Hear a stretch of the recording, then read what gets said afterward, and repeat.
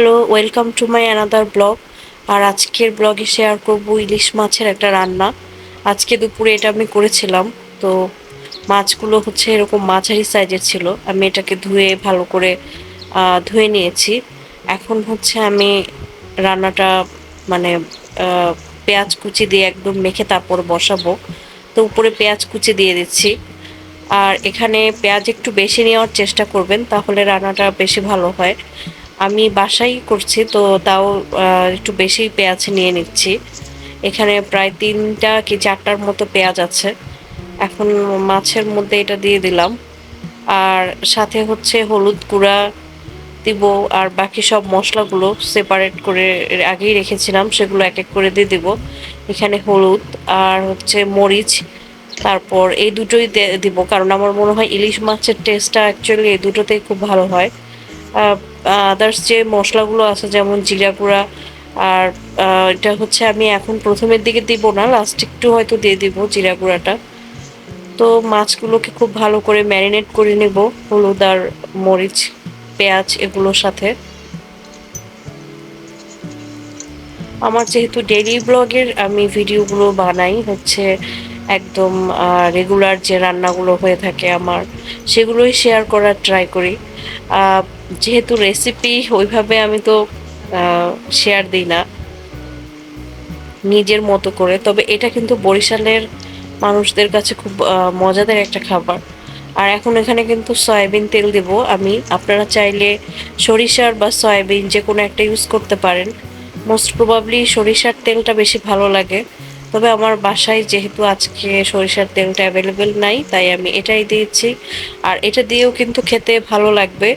আমি খুব সুন্দর করে ম্যারিনেট করে এখন হচ্ছে আমি এটা বসিয়ে দেব।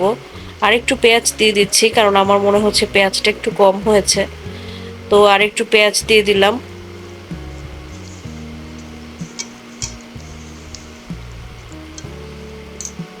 এখন এটাকে আমি হচ্ছে এভাবে করে ম্যারিনেট করে নিচ্ছি। ম্যারিনেট করে কিছুক্ষণ পরেই হচ্ছে আমি এটা রান্নাটা শুরু করব।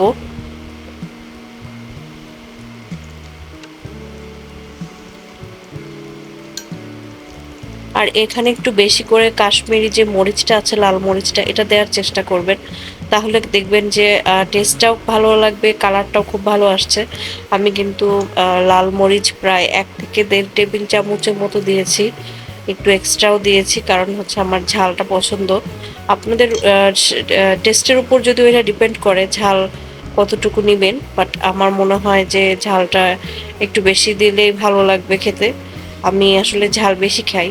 আর এখন হচ্ছে এটা আমি খুব স্লো কুক করব। স্লো কুক করার জন্য হচ্ছে আমি এটা বসিয়ে দিয়েছি। এখানে প্রায় একটু পানি দিয়েছি 1 কাপের মতো, মশলাটা কষানোর জন্য যেটুকু পানি প্রয়োজন।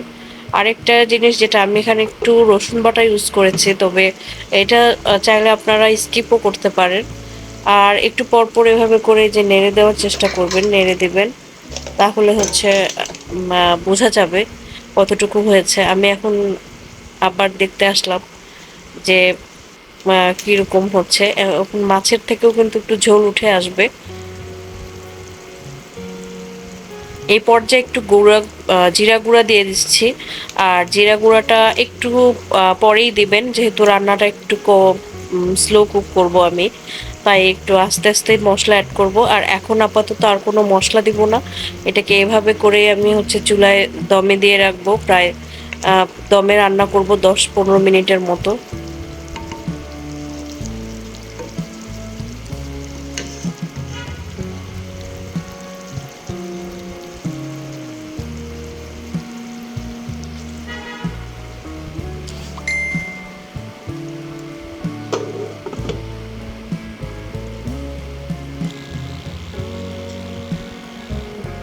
এখন এটাকে আবার আমি কিছুক্ষণ পর নেড়ে দিচ্ছি। একটু পর পর হচ্ছে এটাকে আপনি নেড়ে দিয়ে রান্নাটা করবেন। নেড়ে চেড়ে তারপর রান্নাটা করবেন, কুকটা আস্তে আস্তে ভালো হবে আর খেতে ভালো লাগবে যে মাছের ঝোলটা সেটা। তো আমি আবার হচ্ছে এই পর্যায়ে কাঁচা মরিচ দিয়ে দেবো। আর কাঁচা মরিচটা একটু বেশি করে দিচ্ছি আমি, কারণ যেহেতু আমি এটা ঝাল ঝাল রান্না করছি সেজন্য। আর বেসিক্যালি আর কিছুই দিব না, কিছুক্ষণ পরে এটা আমার হয়ে যাবে অলমোস্ট। এখন আমি আবার ঢেকে দেব, আর তারপর হচ্ছে আপনাদের ফাইনাল লুকটা আবার দেখাচ্ছি। ফাইনাল লুকটা একদম শেষে দেখিয়ে দেব।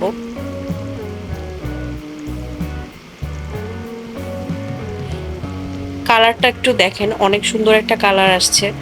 আর শুধু কালারটাই না, এটার ঘ্রাণ এবং খেতেও কিন্তু বেশ টেস্টি ছিল।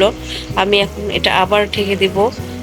এই পর্যায়ে আমি ঝোলটাকে একটু শুকিয়ে নিব, কারণ আমি এটাকে ভুনা করে রান্নাটা করার চেষ্টা করব।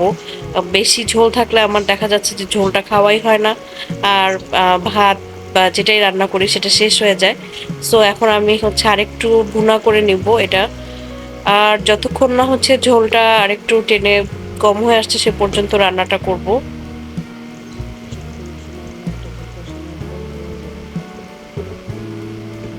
এই তো আমার রান্না প্রায় অনেকটা হয়ে গেছে, প্রায় হয়েই গেছে বলা যায়। একদম কালারটাও সুন্দর আসছে।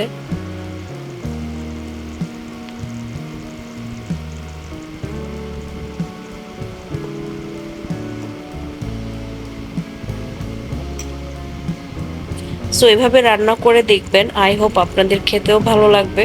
আর এই মাছের রেসিপিটা এভাবে শেয়ার করলাম। সো আমার মনে হয় যারা হচ্ছে ইলিশ মাছের কিছু ট্রাই করতে চান, যে সবসময় একরকম রান্না যাদের ভালো লাগে না, তারা হয়তো বা এটা ট্রাই করে দেখতে পারেন। এটা কিন্তু আঞ্চলিকও একটা রান্না।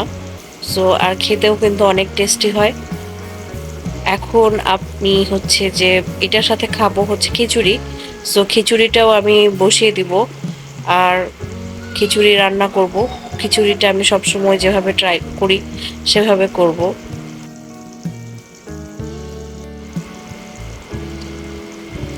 এখন হচ্ছে খিচুড়ি রান্নাটা দেখাবো।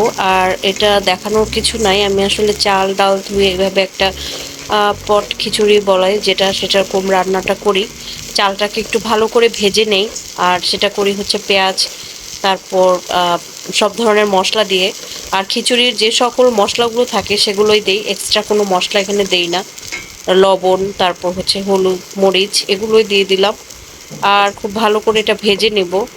ভাজার পর এটা পানি দিয়ে দিব। তারপর এই তো খিচুড়িটাও আমার প্রায় হয়ে গেছে। আর খিচুড়িটা হচ্ছে এভাবে চাইলে হচ্ছে আবার এক্সট্রা করে আপনি রসুন তারপর এগুলো দিয়েও বাগার করতে পারেন, তবে আমি করব না, আমি সাধারণত এভাবেই করি।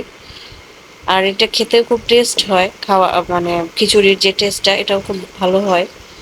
তো এখন খিচুড়িটা অলমোস্ট হয়ে গেছে আমার। ঝরঝরা হয়েছে খিচুড়ি, ঝরঝরা করে করেছিলাম। টেস্ট কিন্তু অনেক এই ভালো তো হয়েছে, এখন স্পেশালি খিচুড়ির সাথে ইলিশ খেতে কিন্তু অনেক মজা লাগছে। সো আপনারাও ট্রাই করে খাবেন, আর দেখা হবে, কথা হবে নেক্সট ভিডিওতে। Thanks for watching.